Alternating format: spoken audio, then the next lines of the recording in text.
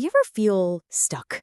Like you're trying to make this huge change in your life, but you're just spinning your wheels, not seeing any real results. Well, what if I told you the secret to a massive transformation wasn't some huge, monumental effort, but something incredibly small? Let's get into it because today we're going to unpack this idea that tiny, almost invisible changes can lead to outcomes that are honestly pretty remarkable. I know. It sounds kind of absurd, right? Just 1%? I mean, that's practically a rounding error. It's a shift you would barely even notice. But the entire philosophy we're diving into today, it all hangs on this one single question. Can a tiny, consistent 1% improvement really redefine your entire future? Well, as we're about to find out, the answer is a big, resounding yes. So to really get how this works, let's start with a story. We got to go back to 2003, and the state of professional cycling in Great Britain was, well, to put it nicely, it was a total disaster. I mean, think about this. In over 100 years of competition, they had never, not once, won a Tour de France. Their performance was so consistently bad that one of the top bike makers in Europe actually refused to sell them bikes. They were afraid it would make their brand look bad just by being associated with them. They were basically a joke. And then they hired a guy named Dave Brailsford. Now, he didn't come in promising some kind of miracle overnight fix. Nope. He brought in a philosophy he called the aggregation of marginal gains. Basically, he started hunting for tiny 1% improvements in everything. And I mean everything. They tried out different massage gels to see which one helped muscles recover faster. They hired a surgeon to teach the cyclist the proper way to wash their hands to cut down on getting sick. They even painted the inside of their team truck white, just so they could spot tiny bits of dust that might mess with their finely tuned bikes. It sounds obsessive, right? But the results? They were staggering. Just look at this timeline. 5 years after Brailsford started, the team completely dominated the 2008 Beijing Olympics. 4 years after that, in London, they were setting world records left and right. And then, in the 6 years that followed, they did the impossible. They won 5 Tour de France titles. Unbelievable. So this brings us right back to that magic number, 1%. This is the core concept right here. It's not about making one giant leap forward. It's about taking hundreds of tiny little steps, and each one of those steps seems totally insignificant by itself. See, Brailsford wasn't looking for a single, massive 100% improvement. He was looking for 100 tiny 1% improvements. And this is where the math just gets wild, because it shows you the true power of compounding. If you get just 1% better every single day, by the end of the year, that tiny little gain doesn't just add up, it multiplies. You actually end up over 37 times better. But, and this is important, the reverse is also true. Get 1% worse each day, and you'll slide almost all the way down to 0. It's a total double-edged sword.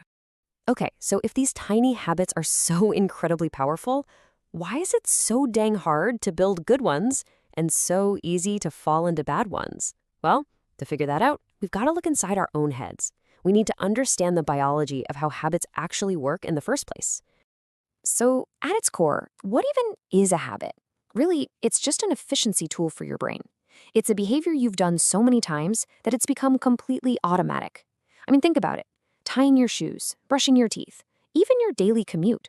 You're not consciously thinking through every single little step, right? It just happens. And this really shows why our brains are built this way. You can think of it as having 2 different modes, or gears. On one hand, you've got your prefrontal cortex. That's your conscious, deliberate thinking mind. It's what you're using right now to listen and process all this. It's super powerful, but it costs a ton of energy and gets tired easily. Then, you've got the basal ganglia. This is the part that runs on autopilot. It's where your habits are stored. So every single time you repeat an action enough for it to become automatic, your brain is basically offloading that job to the basal ganglia. This is huge. It frees up that energy-guzzling prefrontal cortex to deal with new stuff, to solve new problems. So habits are really just your brain's ultimate energy-saving strategy. So how does the brain actually build these automatic routines? Well, it turns out that every single habit you have, doesn't matter if it's good or bad, from mindlessly checking your phone to going for a run, it follows the exact same 4-step neurological loop. It's a pretty simple 4-step process. Let's break it down. First, there's the cue. This is the trigger. So your phone buzzes on the table. That's the cue. Second, that cue sparks a craving, the motivation. You get this little itch. You want to know who texted you. Third, you have the response. That's the actual habit, the action. You pick up the phone. And finally, number 4, you get the reward. You satisfy that curiosity. And that reward is what tells your brain, hey, that was good, let's lock this loop in and do it again next time. Now, the really crucial thing to get here is that this whole chain is only as strong as its weakest link. You need all 4 stages. They are totally non-negotiable. Take away the cue, and the habit never even gets started. If there's no craving, you've got no motivation to act. If the response is too hard, you're just not going to do it. And if there's no reward at the end, well, your brain has zero reason to remember that loop for the future. This right here, this is the blueprint for all behavior change.